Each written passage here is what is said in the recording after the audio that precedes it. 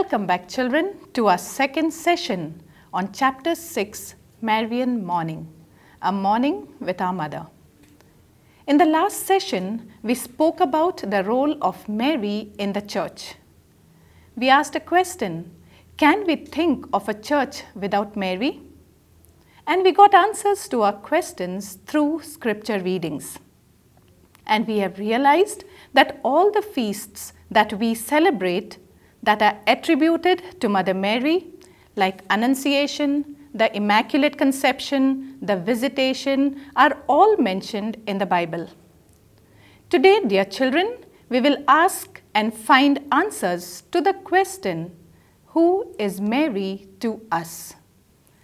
The Bible says in John chapter 19, verse 25, that it was Jesus in his dying moments at the foot of the cross who gave his mother to us when he said to his favorite disciple John, "Behold, this is your mother."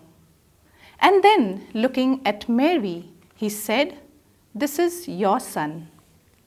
From that day onwards, she became our mother too.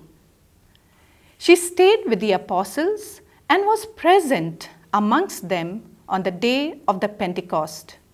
And she continued interceding for them and then was taken up to heaven, body and soul. And we celebrate this as the feast of the Assumption on 15th August. And we contemplate about it in glorious mysteries. So, dear children, the Church has given Mary to us as our model and our mother. I would like you to close your eyes and think of the qualities of a mother. Yes, dear children, when we talk of a mother, immediately the qualities of unconditional love comes to our mind. A mother is an epitome of sacrifice. She is personification of patience, care, sensitivity, and she constantly intercedes for her children. She is pained when her children are lost or go astray. Yes, dear children, Mother Mary too has all these qualities of a mother. She is compassionate. She has an unconditional love for all her children. She protects us. She guides us. She cares for us. And she is sensitive towards all her children. When we take our tears to her, she intercedes to her Son for a miracle. Just as in John chapter 2, verse 1 onwards, we hear about the first miracle that Jesus performed at the wedding feast at Cana. Though it was not yet his time, he honored the word of his mother and changed water into wine. So whenever we pray to Mother Mary, she takes it to her Son Jesus. And Jesus will never say no to his mother. This is our firm belief. I remember as a little child praying out my heart to Mary and finding comfort from just knowing that she cares. As a teenager, when I could not share my deepest secrets with anyone else, Mother Mary was there. And even today, as a mother, I draw a lot of inspiration and comfort from Mother Mary. I'm blessed with 2 children. They are teenagers now. And when I see them fighting, quarreling, arguing, not getting along, not sharing, I feel pained. I think of the days when we, 5 brothers and sisters, would get along so well. We would fight, but we would also make up quickly. But then what was it that my 2 kids could not share and could not get along? I took my pain to Mary. I wanted to know where the problem was. What was the secret? And then it dawned on me how my mother would take all 5 of us and pray the rosary without fail. There was not a single moment or single day when we missed the family rosary. And when I looked back at my own life, and as my children were growing up, there were so many days when I would excuse myself and my children and say, "Oh, they have a lot of homework, they have a lot of studies, they have exams," so on and so forth. I tried to give excuses. So I put other things first.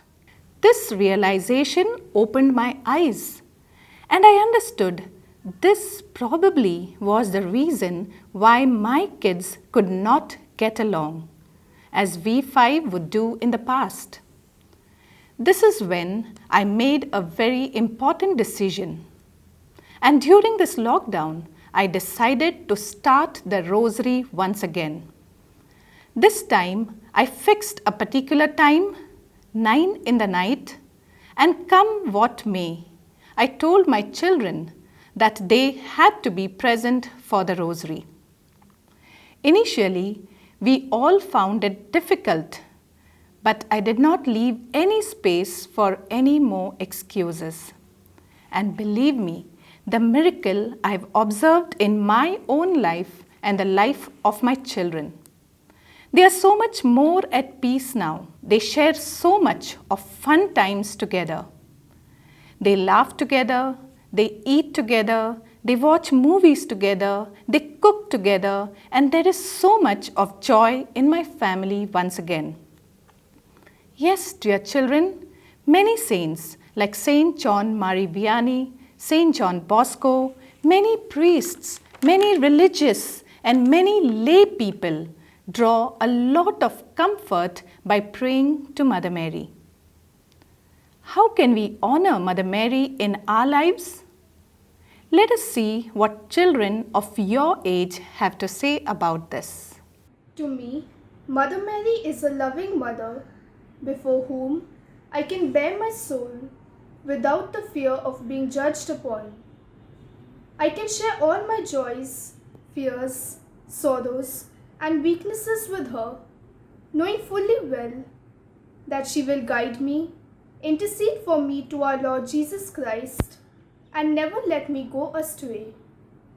In order to honor her, I pray the Holy Rosary daily and try to live a life pleasing to God. To me, Mother Mary is like my real mother and she's a role model for all the mothers. I honor her by saying the rosary every day. Her prayers are truly powerful and through her prayers I am trying to do good things and bring peace and joy in this world. I feel that as the Mother of God, the Virgin Mary has a unique position among the saints. Mother Mary embraces God's will and freely chooses to cooperate with God's grace, thereby fulfilling a crucial role in God's plan of salvation. To me, Mother Mary is Mother of God and Queen of Heaven. Yes, dear children, the best way to honor Mary is by praying the rosary. All the mysteries of the rosary help us to contemplate on the life of Jesus, her Son, and our Lord and Savior. Without contemplating on the mysteries, we just chant the rosary.